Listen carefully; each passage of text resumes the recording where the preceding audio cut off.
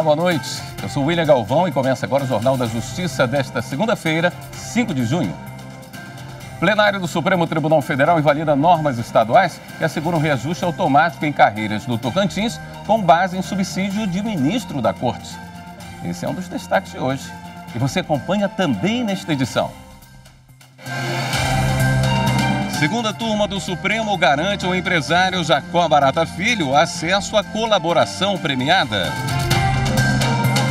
Deltan Dallagnol recorre ao STF para tentar reverter decisão que cassou o mandato dele de deputado federal. E ainda, Conselho Nacional de Justiça discute a retomada do horário de atendimento integral no Poder Judiciário do Rio Grande do Sul.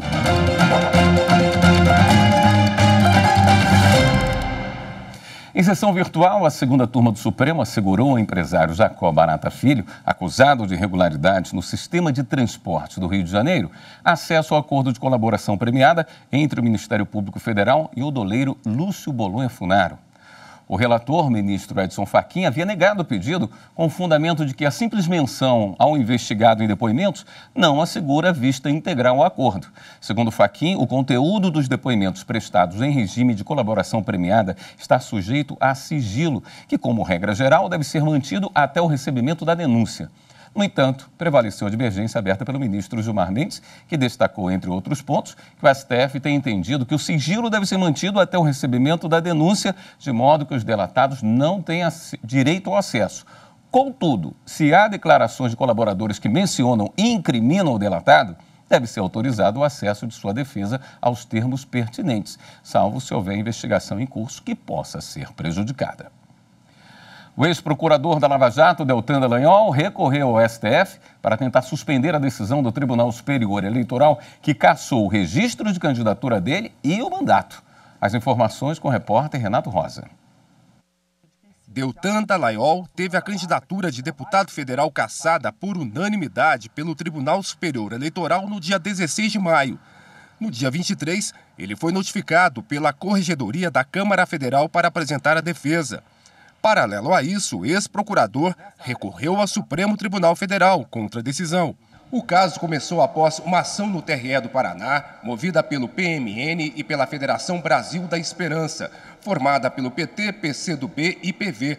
Os partidos argumentaram que Dallagnol pediu exoneração do cargo de procurador da República, enquanto respondia a sindicâncias que apuravam reclamações sobre a conduta dele na Lava Jato. Essas sindicâncias poderiam gerar processos administrativos disciplinares e até uma condenação, o que poderia tornar Dallagnol inelegível por causa da lei da ficha limpa.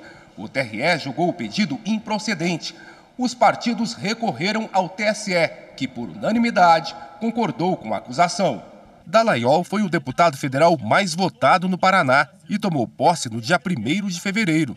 Segundo o TSE, os votos dele deverão ser computados para o Podemos, partido pelo qual foi eleito. No Supremo, o ministro Dias Toffoli foi sorteado relator do pedido de Deltan Dallagnol, que busca suspender a decisão do TSE. Ministros que integram a Corte Eleitoral não participaram do sorteio da ação.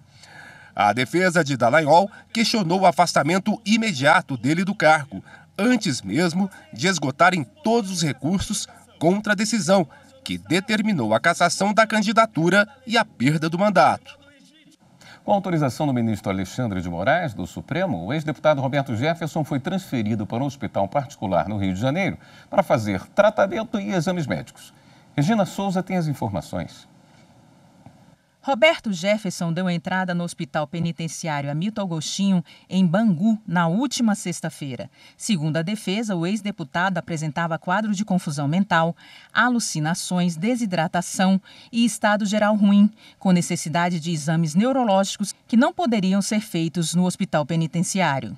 No despacho, o ministro Alexandre de Moraes mantém a prisão preventiva de Roberto Jefferson e autoriza a transferência dele para o Hospital Samaritano, Botafogo, somente para tratamento médico com aplicações de medidas cautelares, como a proibição de receber visitas sem prévia autorização judicial, proibição de acessar as redes sociais, ainda que por meio da assessoria de imprensa. Jefferson também fica proibido de conceder entrevistas e ainda não poderá usar o celular, tablets ou qualquer outro aparelho de comunicação. De acordo com o ministro Alexandre de Moraes, o descumprimento de qualquer uma dessas medidas implicará no retorno de Roberto Jefferson ao sistema prisional. Por maioria de votos, o plenário do Supremo invalidou dispositivos de leis do Tocantins que garantem reajuste automático a magistrados e membros do Ministério Público e do Tribunal de Contas do Estado, sempre que houver aumento do subsídio de ministro do STF. A ação foi ajuizada pela PGR contra as normas que fixam a remuneração desses cargos em cerca de 90% do subsídio mensal dos ministros. No voto pela procedência parcial do pedido, o relator ministro Luiz Roberto Barroso destacou que a Constituição veda a vinculação ou a equiparação entre agentes públicos de entes federativos distintos. Por outro lado, ele frisou que a menção a 90,25% deve ser interpretada com base no valor do subsídio mensal dos ministros vigente na época da publicação das leis, vedando-se a extensão automática dos reajustes posteriores. O Conselho Nacional de Justiça está discutindo a retomada do horário integral no Poder Judiciário do Rio Grande do Sul. O pedido foi feito pela Ordem dos Advogados do Brasil. Esse foi um dos processos analisados na sessão de hoje do CNJ. As informações com a repórter Marta Ferreira. O presidente da OAB do Rio Grande do Sul, Leonardo Lamáquia, argumentou que há um estoque de audiências e decisões judiciais acumuladas, causadas pela longa paralisação de 2,5 milhões de processos físicos desde a greve de 2019 e agravada pela pandemia de Covid. Assim, pediu a retomada do horário integral no Poder Judiciário Estadual. Em nome da OAB do Rio Grande do Sul, pugno e também de todas as entidades representativas da sociedade civil que se manifestaram neste pedido de providência pelo restabelecimento do horário de atendimento público em horário integral padrão, qual seja, das 9 às 18 horas, e a disponibilização de atendimento telefônico e através de balcão virtual no mesmo horário, porque isso também não está ocorrendo, impedindo completamente que haja qualquer espécie de atendimento ao público e à advocacia no período da manhã. O relator do processo é o ministro Sidney Madruga, que negou o pedido por entender que a situação do Rio Grande do Sul não é a única e disse que os tribunais têm autonomia para definir o horário de funcionamento. Essa é uma realidade, como eu disse, que ela não é a única do Tribunal de Justiça do Rio Grande do Sul. Se nós olharmos para o lado, nós veremos problemas em vários tribunais. São 78 milhões de processos que tramitam no Brasil. Nós variamos entre 77 e 79, e esse número, lamentavelmente, ele não bate, por mais que nós nos esforcemos. Ao analisar matérias similares, o plenário do CNJ aponta para a necessidade de preservação da autonomia do tribunal quanto à fixação dos horários de início e término do expediente forense ad literis. Após um pedido de vista do conselheiro Marcos Vinícius Rodrigues, o julgamento foi suspenso. Na sessão dessa segunda-feira, os conselheiros também analisaram uma reclamação apresentada por uma magistrada contra uma resolução do Tribunal Regional do Trabalho da 17ª Região, responsável por promover um magistrado por merecimento à vaga de juiz titular da Vara do Trabalho de Nova Venésia, no Espírito Santo.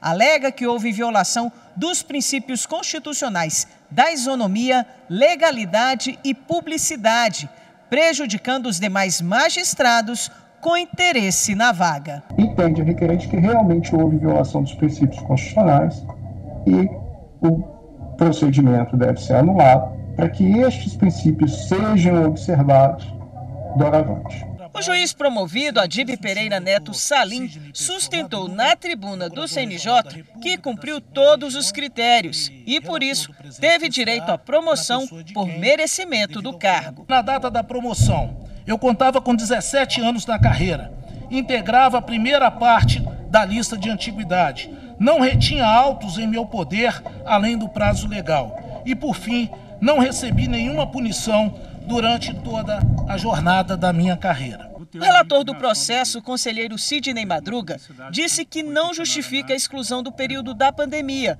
já que a Justiça não parou durante a crise sanitária mundial e que o juiz nomeado atendeu a todos os critérios. O plenário, então, seguiu o voto do relator para manter o processo de promoção por merecimento do juiz. A seguir, Justiça do DF nega recurso e mantém condenação de Nelson Piquet em caso de racismo envolvendo piloto inglês. Voltamos em instantes.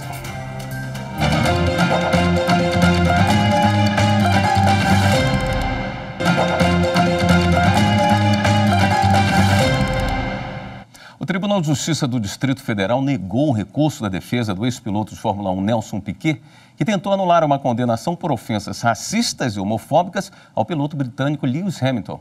O brasileiro terá de pagar uma indenização de 5 milhões de reais. A defesa de Piquet alegou que a decisão inicial não considerou todos os aspectos do caso, mas a juíza Thaisa Guimarães considerou que não houve omissão e negou o pedido.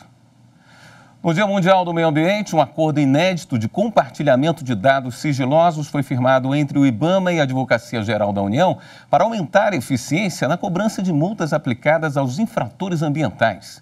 Os detalhes com a repórter Adriana Franzin. Por meio do acordo de cooperação técnica, o IBAMA se compromete a enviar dados de multas ambientais inscritas em dívida ativa para que a AGU desenhe estratégias de cobrança mais eficientes, aumentando o potencial de recuperação do crédito público e de forma mais rápida. Medida importante para o IBAMA, que acumula um passivo de mais de 29 bilhões de reais em multas aplicadas ao longo da última década e que estão prestes a prescrever. Então temos aí um grande desafio e aqui hoje com a AGU estamos trabalhando uma estratégia de cooperação. É o trabalho conjunto do IBAMA com a AGU para que a gente possa, de fato, enfrentar os crimes ambientais e fazer com que aqueles que foram autuados pelo IBAMA paguem suas contas com o meio ambiente. A recuperação desses valores pela via judicial demora, em média, 8 anos, segundo a Procuradora-Geral Federal, Adriana Venturini. Por isso, a importância de elaborar estratégias mais eficientes de acordo com o perfil de cada devedor. Muitas vezes os devedores, as grandes empresas que têm ações em bolsas ou que vão ter alguma punição sistemática em função do não pagamento das dívidas são as que pagam. As outras, elas criam sistemas e usam, de certa forma, alguns fluxos e burocracias a seu favor para procrastinar esse pagamento. E é isso que a gente quer evitar. A gente quer identificar esses gargalos para fazer uma constituição sólida, seguir todos os procedimentos previstos em lei, mas que, de fato, tragam um resultado positivo. É a primeira vez que a AGU celebra um acordo desse tipo com uma autarquia. A expectativa é que outras instituições se espelhem nesse exemplo e também passem a compartilhar informações para benefício de toda a sociedade. Isso demonstra a evolução da relação das instituições, né? Isso é muito importante que sirva de um paradigma para as outras instituições, para que a gente possa receber esses dados estruturados também das outras 164 entidades que a gente representa, né? Porque o fim é o fim em si mesmo, né? O nosso fim é o fim da autarquia, que é a utilização desses valores recuperados para a política pública, para as políticas públicas do Estado, né? Então, quem tem a ganhar com isso não é somente a AGU, não é somente a entidade, mas é a sociedade em geral. E para marcar a data de hoje, a AGU já ingressou com centenas de ações para cobrar infratores ambientais. São 737 ações de execução fiscal para cobrar 145 milhões de reais em multas aplicadas pelo IBAMA e pelo ICMBio, o Instituto Chico Mendes de Conservação da Biodiversidade, e outras 28 ações civis públicas para que desmatadores sejam obrigados a recuperar 22 mil hectares de área desmatada e pagar 483 milhões de reais de indenização pelos danos morais. Uma das cobranças é pela multa de 79 milhões de reais aplicadas à mineradora Samarco por conta do rompimento da barragem do Fundão, em Mariana, Minas Gerais, em 2015. É uma forma da gente mostrar para a sociedade, no Dia do Meio Ambiente, o que a gente está fazendo para evitar o desmatamento. Então, nós juntamos todas as ações para fazer um ajuizamento simbólico e mostrar as providências que o Estado toma em relação a essa prática ilícita. Diversas unidades se empenharam nessa ação, o que, além de demonstrar a preocupação da AGU com a questão ambiental, materializa uma atitude firme do Estado brasileiro no sentido de punir e cobrar infratores que não respeitam o meio ambiente. Um ano depois das mortes do indigenista Bruno Pereira e do jornalista britânico Dom Phillips, assassinados na região do Vale do Javari, no Amazonas, o Ministério Público Federal segue atuando para garantir a condenação de todos os envolvidos no duplo homicídio, como mostra a repórter Madeleine Machado.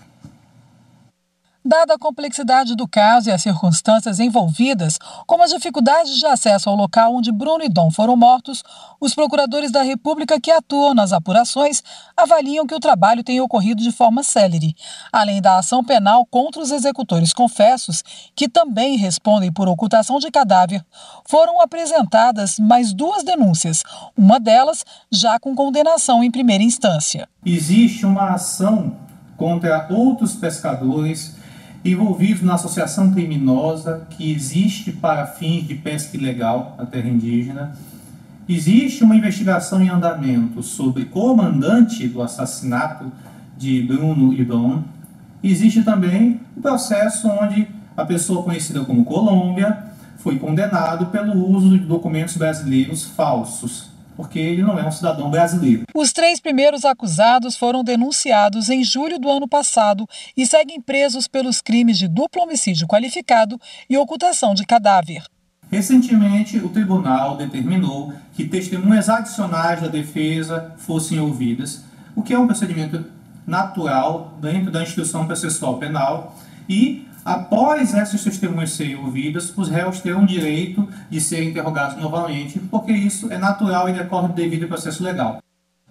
A seguir, o Judiciário de Mato Grosso promove encontro para discutir medidas protetivas de urgência para a mulher vítima de violência. Voltamos já.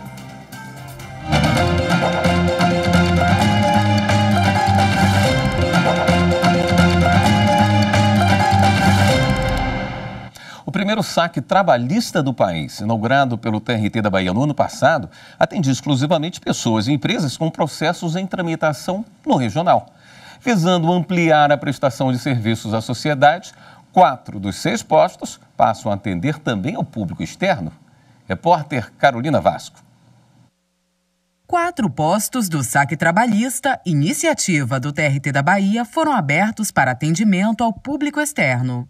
São eles o Ministério Público do Trabalho, na Bahia, a Superintendência Regional do Trabalho, o Serviço Nacional da Indústria e o Serviço Nacional do Comércio. A ideia do saque a gente colocou ainda como projeto, verificando o que é que poderia ser feito para efeito das demandas, né, que chegam na Justiça do Trabalho. E verificamos que agora, depois que já temos uma média dos atendimentos e vimos que podemos dar conta de atender também outro público que não seja apenas aquele público que tem processo na Justiça do Trabalho, a gente resolveu estender como uma forma também de prestar esse serviço à sociedade. O Anderson e o Fernando conheceram o serviço e aprovaram. Fui bem atendido. Às vezes a internet não informa, né? E quando a gente tem essa informação que está tendo um tipo de serviço desse, a gente procura verificar, né, obter as informações mais corretas para tentar resolver nossos problemas. Eu acho correto, acho muito bom. Ficou maravilhoso, né? Porque se você chegar no atendimento rápido, rapidinho, não tem fila. Antigamente você chegava aqui, fazia uma coisa, vai não sei aonde, não sei fazer outra coisa, vai não sei para onde. Era muito difícil. Agora não, tá tudo num local só, né? Chegou, você sai daqui numa sala, entra na outra e já está tudo pronto, rapidinho. Então isso amplia a nossa ação de cidadania e também para as instituições, porque elas ampliam a sua capilaridade na cidade. Então hoje elas contam com mais um posto aqui no comércio, que é um local de fácil acesso, e poderão atender não só os usuários, como outros cidadãos, um público externo. Agora vamos aos serviços disponíveis em cada órgão parceiro. O Ministério Público do Trabalho recebe denúncias, pedidos de mediação, cadastro de órgãos e entidades, protocolo eletrônico e inscrições em processos seletivos. O Serviço Nacional da Indústria disponibiliza a matrícula para a formação profissional e informações. O Serviço Nacional do Comércio realiza matrícula em cursos e banco de oportunidades. Na Superintendência Regional do Trabalho, na Bahia, é possível verificar questões relacionadas ao seguro-desemprego, RAIS-CAGED, empregador web e também consulta ao abono salarial. A superintendente da SRT, Fátima Freire, esteve no TRT da Bahia e falou do serviço. O saque trabalhista é um movimento que foi um projeto que, ao se movimentar, ao acontecer e ser implantado e fluir, demonstrou que é um um atendimento de fundamental importância para o cidadão. É uma afirmação da cidadania, eu diria assim. É um exemplo a ser ampliado, a ser perseguido. Então, a ideia é ampliar essa parceria. Inclusive, estávamos aqui com a doutora Fátima Freire tentando negociar também que postos da Superintendência Regional do Trabalho sejam instalados em outras unidades, outros fóruns no interior da Bahia, outros fóruns trabalhistas. E estamos em negociação, já temos agora em Bom Jesus da Lapa, e estamos em negociação para Camaçari e Alagoinhas. Tivemos um atendimento de agosto para cá, um atendimento expressivo, né, já de 3.006, 3.007 pessoas. A nossa busca é essa, que esse trabalhador, ou até e também o empresário, que às vezes chega aqui com algumas angústias, com algumas dúvidas, posso ou não posso, quero dar baixa na carteira do trabalhador, um trabalhador que faleceu, ele tem dúvidas de como proceder, de como é que ele vai pagar esse trabalhador e não ser prejudicado lá na frente. Ele chega aqui, tira suas dúvidas, é orientado. O saque trabalhista recebe demanda espontânea, ou seja, quem busca um serviço pode comparecer ao Fórum do Comércio aqui em Salvador. Mas, para garantir este atendimento ao público externo, é necessário fazer um agendamento prévio pelo número 3284-6561. Lembrando que o Cine Bahia, órgão estadual de intermediação de mão de obra, e o INSS permanecem com atendimento exclusivo para quem tem processos na Justiça do Trabalho.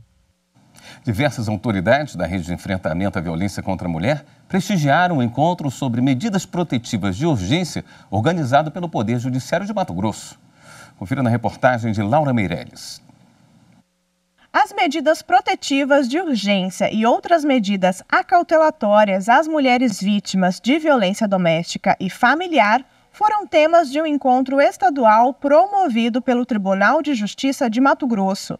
Magistrados, operadores do direito e servidores que fazem parte da rede de enfrentamento à violência doméstica participaram do evento realizado no auditório Gervásio Leite. A importância deste encontro é conscientizar quanto à violência doméstica contra a mulher, para que possamos dar segurança às mulheres que encontram em situação de vulnerabilidade de violência.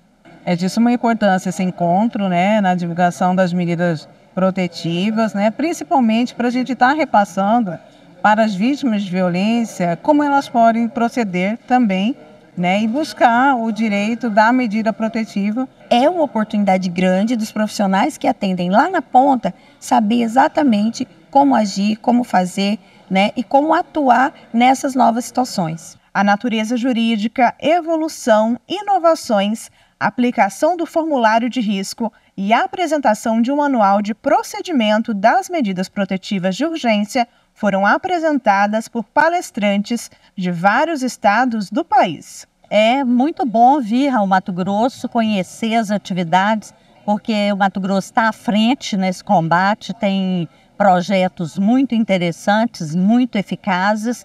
Então, nós precisamos conversar e trazer nossa experiência. A importância de se proteger cautelarmente a mulher, Então, a medida protetiva é para isso. A reciclagem, ela é necessária. E quando você integra pessoas de outros ramos e de outros estados, a gente consegue trocar, trazer informações e melhorar a efetividade da aplicação das medidas protetivas.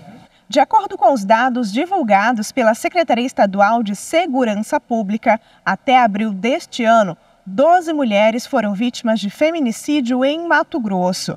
No mesmo período, mais de 3.700 medidas protetivas de urgência foram expedidas pelo Poder Judiciário. No encontro, foram abordadas as atualizações da Lei Maria da Penha. A principal que eu vejo foi a lei que criou o artigo 24A, ou seja, a Lei Maria da Penha foi criada com seus artigos e depois uma nova lei criou o artigo 24A, que tipificou como crime, definiu como crime o descumprimento da decisão que concede medidas protetivas de urgência. Eu mesma fiz um levantamento na doutrina e na jurisprudência e encontrei mais de 100 questões controvertidas da parte criminal da lei.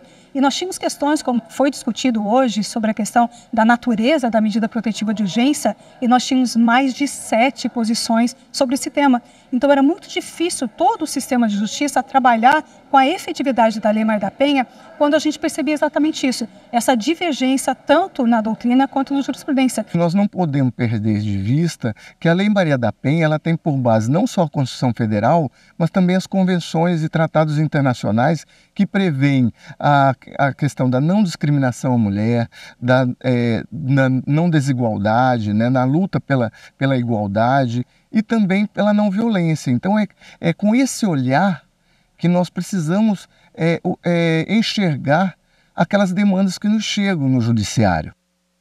O Jornal da Justiça fica por aqui. Uma ótima noite para você. Até amanhã.